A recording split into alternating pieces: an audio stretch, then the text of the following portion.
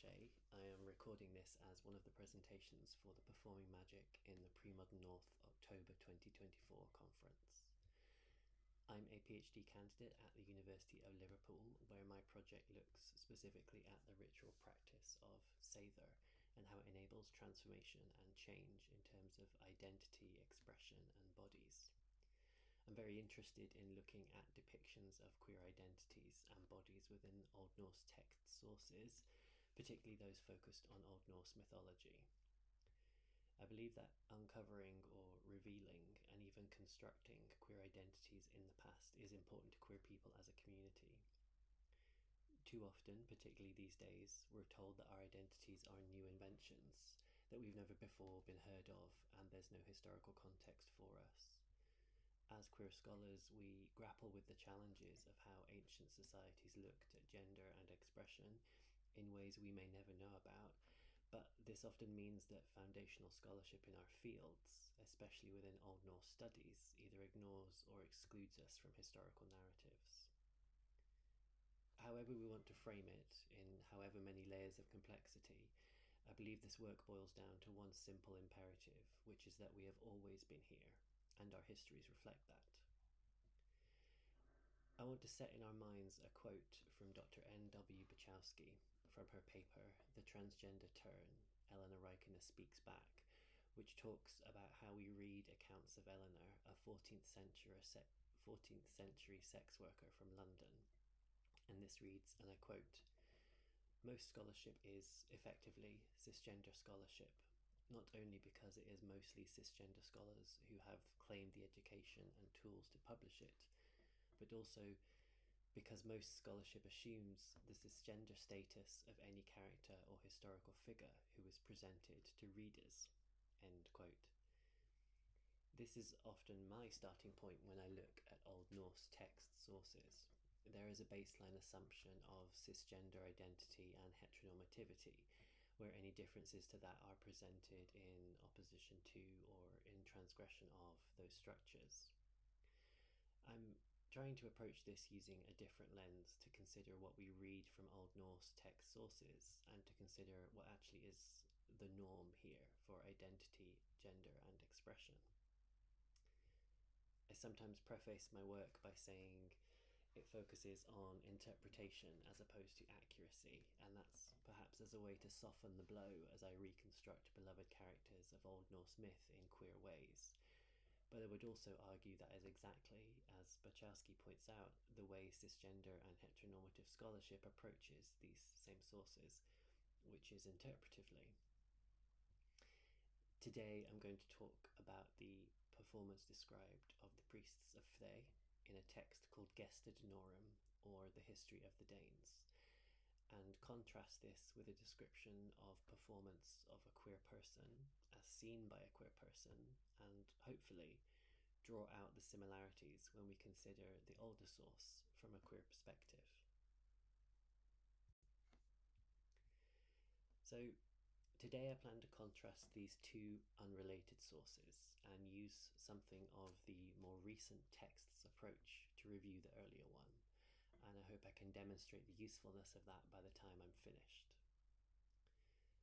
The first quote on the slide comes from queer theorist Jose Munoz's book, Cruising Utopia, The Then and There of Queer Futurity, which is a discussion on the critical methodology of hope for a queer future through an examination of the past and present to open up possibilities for such a future.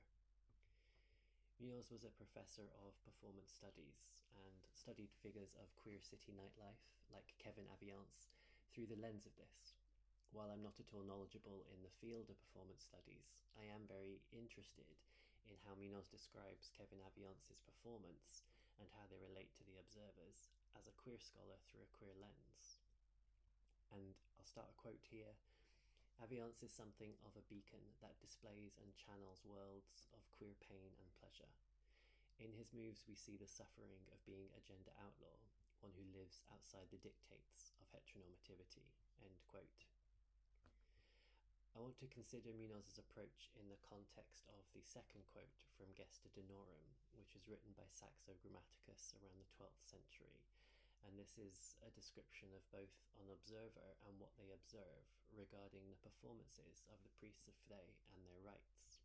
And I'll quote here: "For living at Uppsala in the period of sacrifices, he had become disgusted with the womanish body movements, the clatter of actors on the stage, and the soft tinkling of bells."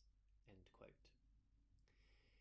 Harking back to Dr. Bachowski's thoughts on cisgender scholarship, we can already see this in the translation of the original Latin in the excerpt above. The disgust at womanish movements, clatter, and soft tinkling of bells all reads an intent from the original author, that of the translator, and also subsequent scholars who viewed this text. There's a clear contrast between Munoz's consideration of Aviance as a gender outlaw in his performance and that of Saxo's rendition of ritual performance as disgusting and womanish through the eyes of his observer. Now, as I said, these two sources are obviously unrelated.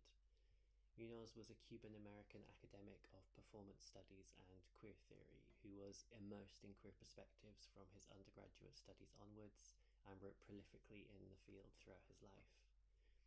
Kevin Aviance, Munoz's subject in this case, is a queer performer and cultural figure in New York queer nightlife, although I could argue performs a function of ritual performance of his own in that context. Saxo Grammaticus was a church-orientated scholar who was commissioned by an archbishop to pen these Danish histories in Latin, mixing historical and mythical narrative to mirror Danish history with that of the Roman Empire, where a Danish superiority is exemplified that can border and perhaps fall into a nationalistic approach to their particular history. The common point between these two sources is the consideration of performance and identity, and importantly, how we can frame that through a queer perspective to open up further possibility for interpretation and existence in the narrative.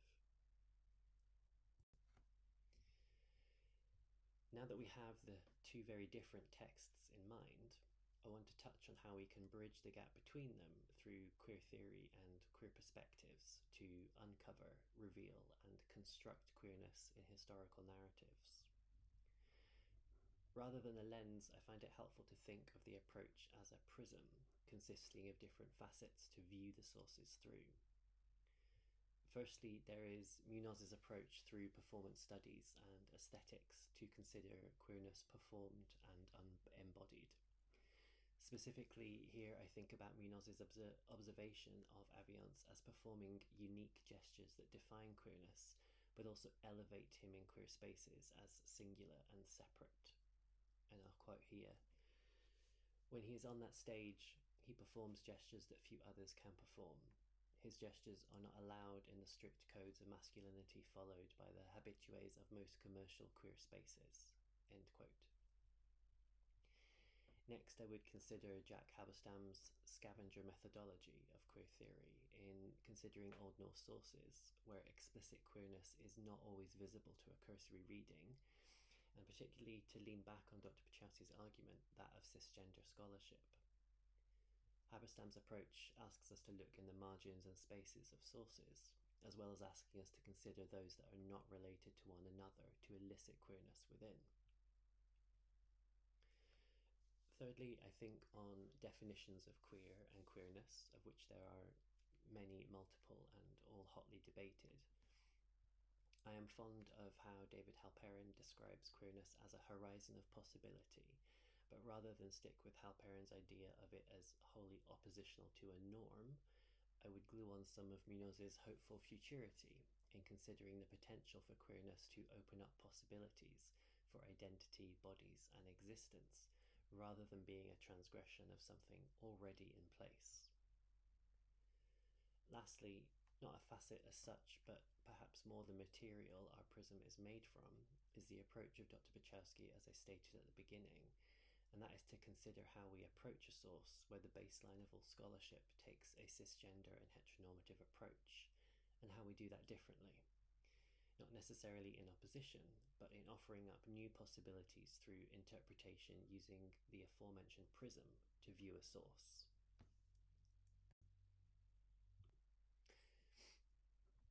recently read part of Munoz's Cruising Utopia book as a recommendation from one of my supervisors in grounding myself more in queer theory, and this was after I'd given a previous iteration of this particular paper today in another forum. In reading Munoz's observation of Kevin Aviance in the detail of his performance and the clear response that Munoz describes to it, I was really struck by the reverence afforded to Aviance, held aloft as this icon, as the quote at the top of the slide states, with a sense of worship and ritual. Since reading the account, I found it hard to shake the similarity, or rather the similarity I felt there was, with the account of the sons of Ségdae as described by Saxo in Gesta Danorum. And I'll begin a quote here.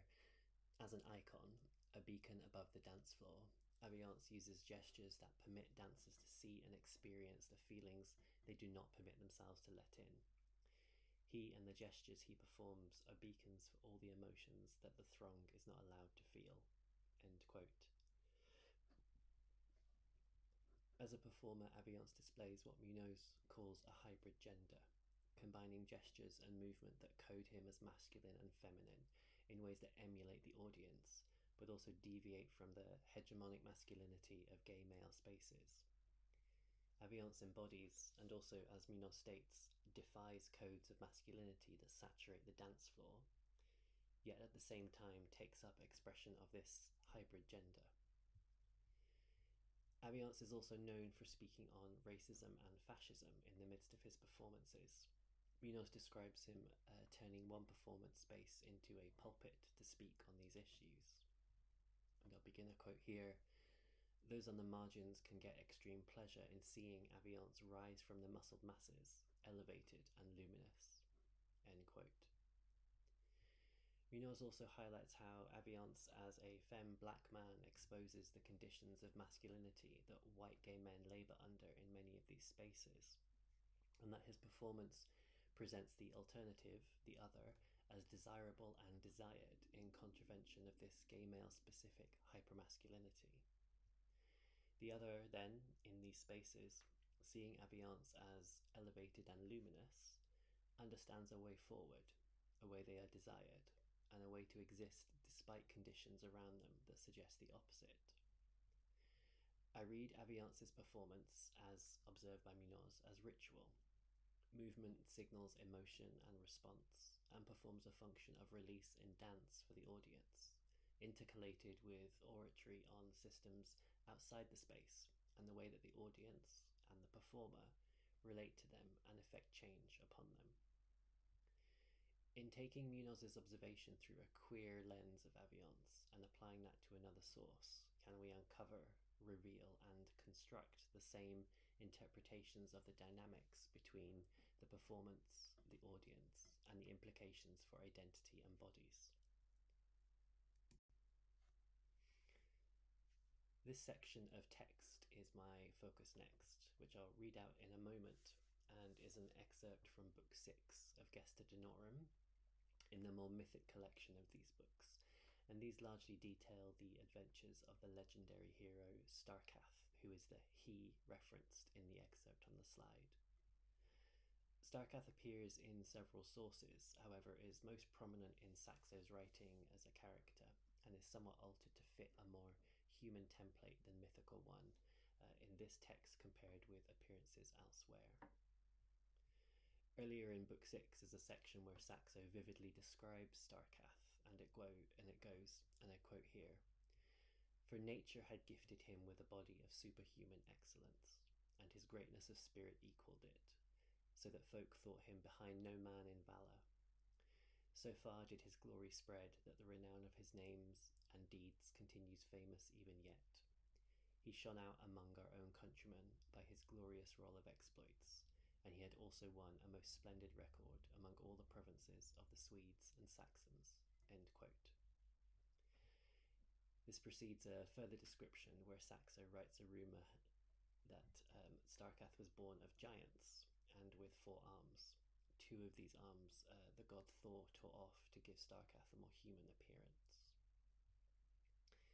So the excerpt in question reads, which with highlights I've added for emphasis, and I quote, There he spent 7 years in a leisurely stay with the sons of gdae, after which he departed to join Haki, a Jarl of Denmark, for, living at Uppsala in the period of sacrifices, he had become disgusted with the womanish body movements, the clatter of actors on the stage, and the soft tinkling of bells. It is obvious how far his heart was removed from frivolity if he could not even bear to watch these occasions. A manly individual is resistant to wantonness. End quote. Dr. Bachowski's argument on cisgender scholarship is relevant here, as such scholarship would have us thinking on Starkath's apparent disgust at the expression of femininity and dance by the priesthood through their sacrificial rites, and that this wanton display of frivolity and perhaps femininity is something that Starkath, Saxo's observer in this text, must resist lest it permeate his identity, changing it into something other. Scholarship, both cisgender and queer, of Old Norse studies has extensively covered presentations of masculinity in Old Norse sources, and in particular, scholar Ernan Jefford Franks has written on how the implication of effeminacy could threaten a man's masculinity in this time period. There are specific law codes that reference such accusations and the significant response to them if they were unfounded. Elsewhere, Gareth Lloyd Evans describes hegemonic masculinities of this time period, where there is a masculine ideal that fits neatly around how the text encourages us to think of Starkath in a cisgenderly fashion, as it is clear he operates in a way that must be separate to notions of femininity, frivolity, and wantonness. A reading of the priests, labelled effeminatos, or effeminate from the original Latin, is complicated by their lack of agency in this text, unlike Munoz's reading of Aviance, whose active performance and impact is clear. All we have to go on here is an observation of oppositions and perceived deviance or transgression of apparent norms of behaviour which are defined in reference to the ideal masculine observer of Starkath. Furthermore, our aforementioned cisgender scholarship also links the description of womanish body movements with the suggestion that the priests were men who cross-dressed, and this has been embedded in the very problematic scholarship of that topic from the early 2000s, which presents a fetishized view of dress in this context, but also suggests that this particular view stems from Christianity's hostility at the time towards religious rivals, as a means of explaining how Saxo writes of this non-Christian ritual performance. So, how do we read this queerly? How do we use Munoz's reverence and scavenge like Haberstam and see Halperin's horizon of possibilities in this text? I think first I like to look at this not as a series of oppositions or transgressions, but a pattern of interrelation. The perceived norm of Starkath's masculinity is not a fixed point that the priest's femininity is in direct opposition to. Rather, they exist in relation to one another and even maintain each other within the system of identity in this text. Like Kevin Aviance, the sons of gdae gesture towards the expressions the audience does not permit themselves, as we see from Saxo's writing of Starkath's responses to what he sees on the sacrificial stage. Starkath's masculinity is not present without the performance of the sons of gdae in that moment. They enable him to see what he does and does not permit for himself and his identity. In seeing the performance of the priests not as opposite to Starkath but in relation to it, they permit the existence and non-existence of these behaviours as their own norm. Like Munoz's observation of Aviance, the sons of gdae present possibilities for the other in their own observances and are elevated within the text as a focus for Saxo, and in turn Starkath. As such, they too are elevated and luminous when viewed this way. Even if we consider some metrics of masculinity that has been developed in cisgender scholarship, which, although heavily and rightly criticised, do introduce the idea of mutability in gender almost as a baseline in Old Norse sources, the markers of what is masculine and what is not are based around expressions of violence and dominance. The sons of gdae engaged in violence. They deliver human sacrifice, and so perform or display amidst their womanish movements these metrics of what even traditional scholarship would consider as masculine. Like Aviance, the sons of Ségdae could be said to perform a hybrid gender, a combination of the elements that, whilst outlying, remain a part of the system of identity in this source and also contribute to its maintenance. This is not necessarily a hierarchical hegemonic masculinity, as Evans has suggested, but a dynamic shifting scheme of identities which all require the other's presence to exist. Borrowing Munoz's queer reading as a queer person of a queer performance and applying it to an altogether different source enables us to see possibilities. The performance of the Sons of Ségdae can be seen and interpreted as queer in the expression of their identities and how their audience relates to that, just like that of Kevin Aviance. The movement, ritual, and even dress combines different and yet relational elements of identity, all working to express and maintain each other within a fluid system. And I'd like to finish with a quote from Jose Munoz. And I start, "Yet queerness exists for us as an ideality that can be distilled from the past and used to imagine a future." End quote. Thank you very much for listening.